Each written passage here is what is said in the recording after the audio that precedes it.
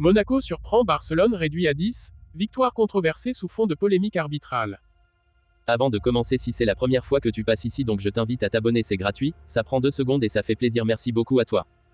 L'AS Monaco réalise un retour triomphal en Ligue des Champions, 6 ans après leur dernière participation, en s'imposant 2-1 face au FC Barcelone, qui a dû composer avec une infériorité numérique dès la 10e minute suite à l'expulsion polémique d'Éric Garcia. Ce match de la première journée de phase de groupe de la saison 2024 à 2025 a rapidement pris une tournure inattendue, marquée par des décisions arbitrales qui feront probablement couler beaucoup d'encre dans les prochaines heures. L'arbitre hollandais Alain Lindou, en charge de cette rencontre au stade Louis II, a pris une décision radicale en sanctionnant Éric Garcia d'un carton rouge direct après une faute jugée dangereuse sur le rapide attaquant monégasque Georges Ilenikena. Ce dernier, qui fêtait son retour de blessure, a été l'homme clé du match en inscrivant le but victorieux à la 78e minute, assurant à Monaco un départ parfait dans cette aventure européenne.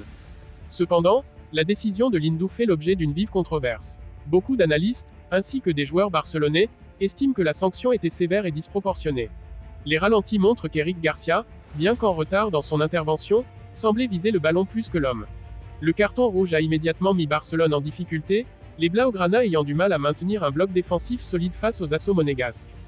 Monaco a profité de cette supériorité numérique pour imposer son rythme, mais les Catalans ont montré une grande résistance, notamment grâce à l'égalisation signée Lamine Yamal à la 54e minute, d'un tir puissant qui a laissé le gardien monégasque Alexander Nubel impuissant. Ce but a redonné espoir aux Barcelonais qui, malgré leur infériorité, ont tenté de tenir tête aux assauts de Monaco.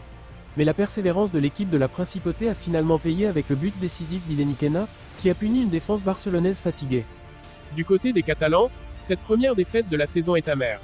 C'est un coup dur pour le FC Barcelone qui visait un départ parfait en Ligue des Champions sous les ordres de Hansi Flick, fraîchement nommé à la tête du club. Flick, visiblement agacé par les décisions arbitrales, a déclaré en conférence de presse: « Le carton rouge a changé la physionomie du match. Nous étions bien en place avant cet incident, mais jouer à 10 contre une équipe comme Monaco est toujours un défi de taille. » Quant à Alain Lindau, l'arbitre pourrait bien être sous le feu des critiques pendant plusieurs jours. Des sources proches de l'UEFA ont déjà mentionné que des discussions sont en cours pour analyser sa performance, en particulier la gestion de ce carton rouge controversé. Une suspension temporaire pourrait être envisagée en attendant une décision finale de l'instance européenne.